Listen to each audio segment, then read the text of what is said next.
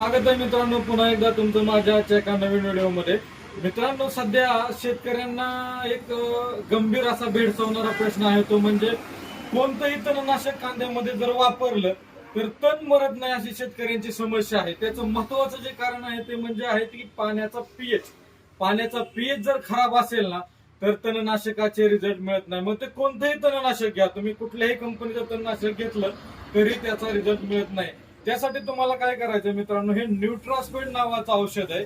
7 प्रकारची कामं करतं. एकच औषध आहे, pH balance, TDS reducer, non ionic, silicone base, penetrator, activator. 7ची शक्ती असणारं असं एकमेव न्यूट्रास्पेड नावाचं औषध आहे. हे तुम्हाला काय करायचंय, 10 ते 15 मिली न्यूट्रास्पेड